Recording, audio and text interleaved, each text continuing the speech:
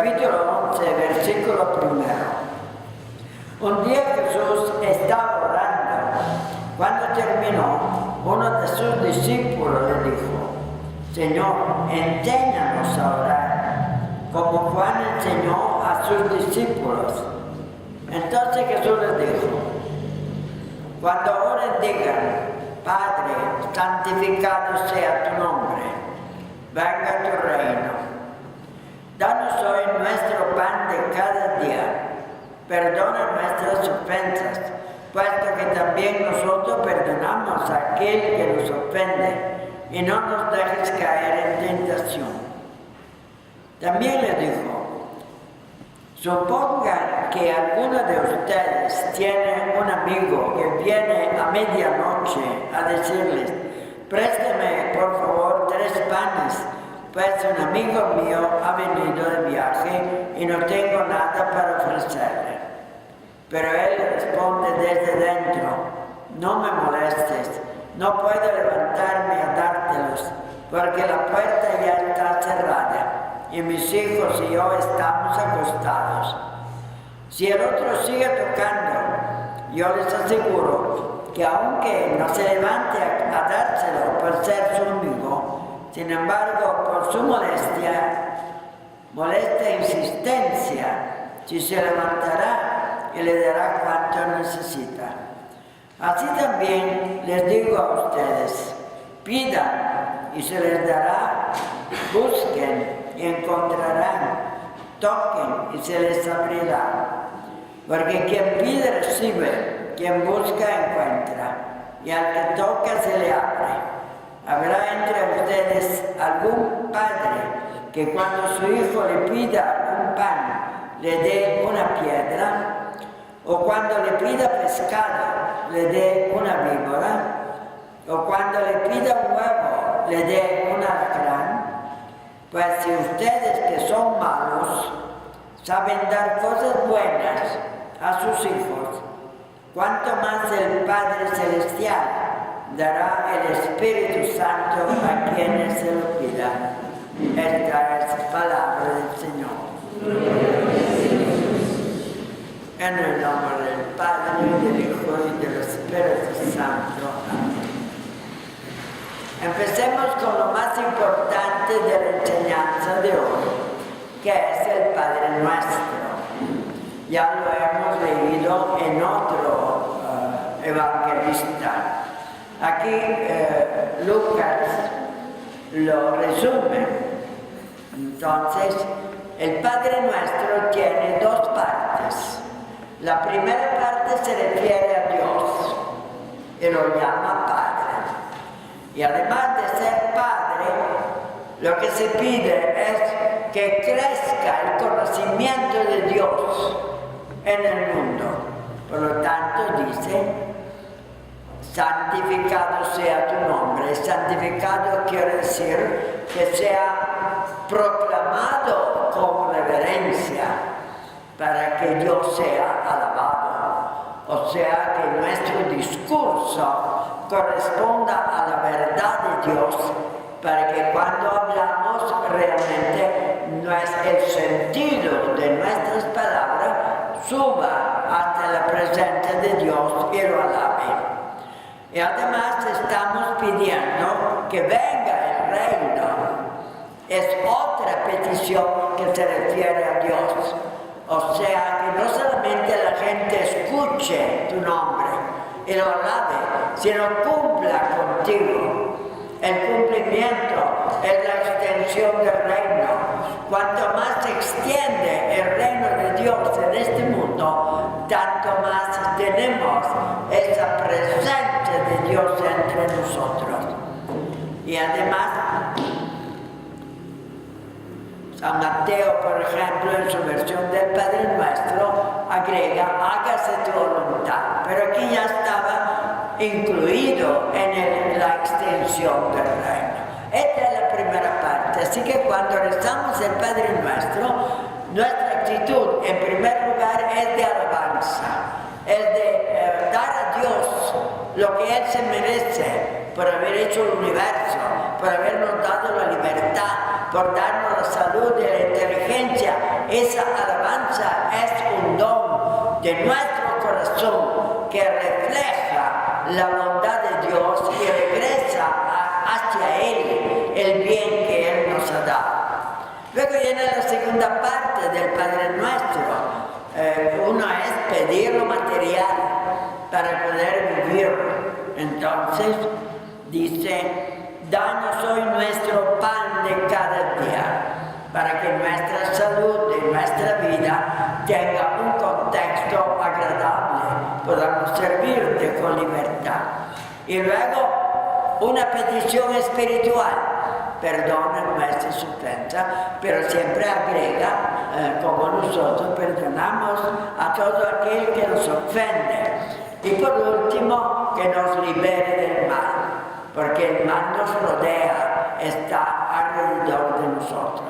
Eso, en breves palabras, es el contenido de esta oración, que es la más importante que tiene la Iglesia, porque sale del labio mismo de Cristo.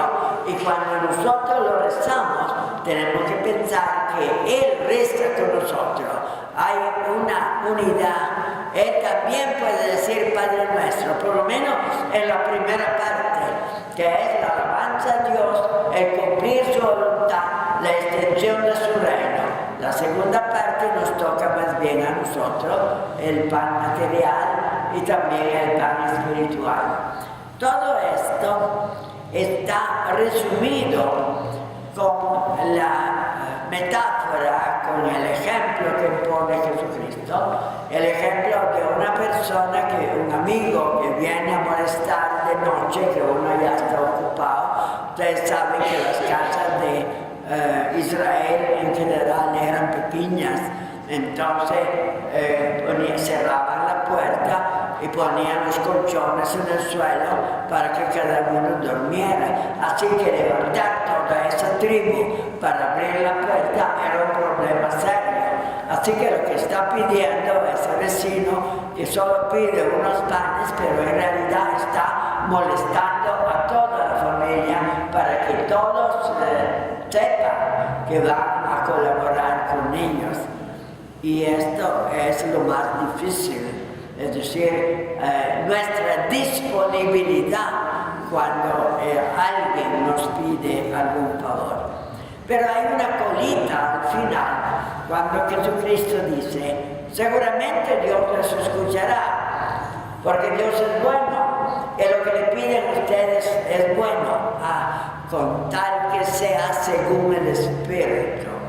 O sea, hay una restricción ahí, no cualquier cosa. Dios no está obligado a darnos cualquier cosa que vamos a pedir por nuestro capricho, aunque lo necesitamos, pero siempre dentro de la visión del Espíritu.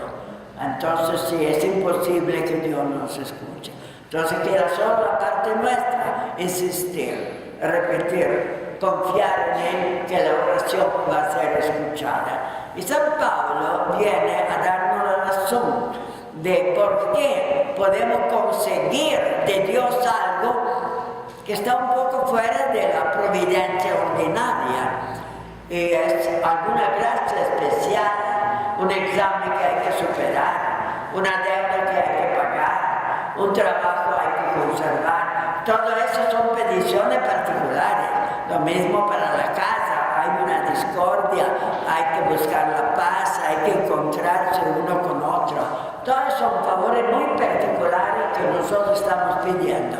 Pero estos favores tienen que estar según la inspiración del Espíritu, no por un mero egoísmo o por un mero capricho nuestro, sino para que intervenga el Espíritu. Y es lo que dice Pablo a los colosenses en esta pequeña parte de esa carta, cuando dice, ustedes han sido transformados, eran pecadores, han muerto con Cristo, ahora han resucitado con Él. ¿Quién ha operado toda esa transformación? Es el Espíritu para Cristo. Entonces viene a reformar, a reforzar esa petición para también nuestra transformación espiritual. Lo que tenemos que pedir es según la mente del Espíritu, para que haya una transformación que esté en favor de Dios. También resucitaron con Él mediante la fe en el poder de Dios. Por Él les dio una vida nueva con Cristo.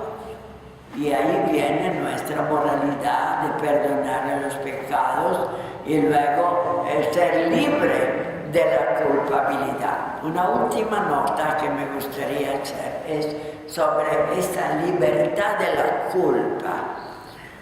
Todo lo que leemos en el Antiguo Testamento, hay gente que se arrepiente, pero no tiene perdón. Dios lo soporta, les da algunos favores, pero no es que perdona. Acuérdense el caso de David. David, que se dejó arrastrar por la pasión de una mujer desnuda que vio que estaba bañándose, no supo resistir. Y luego cometió un crimen. A su marido lo mandó a asesinar indirectamente, porque lo expusieron y lo abandonaron a los enemigos para que los mataran. Ese crimen estaba como escondido. Entonces Dios le dio un profeta y le dijo: tú has hecho esto en contra de Dios. Entonces David reconoció y pidió perdón, pero no hubo perdón. Aquel niño que había nacido del pecado va a morir.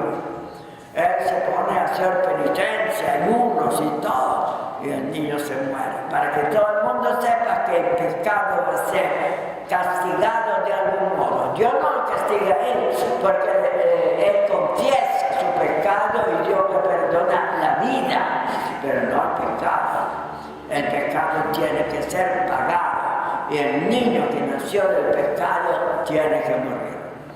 Y el pobre David, luego con la Betsabé, la cual la pobrecita había sido inducida a hacer el mal, trata de consolarla ahora que Dios le ha de alguna manera aceptado su forma de ser. Entonces la cubre de dones y entre otras cosas le promete que el otro hijo que va a nacer, que va a ser Salomón, será su heredero.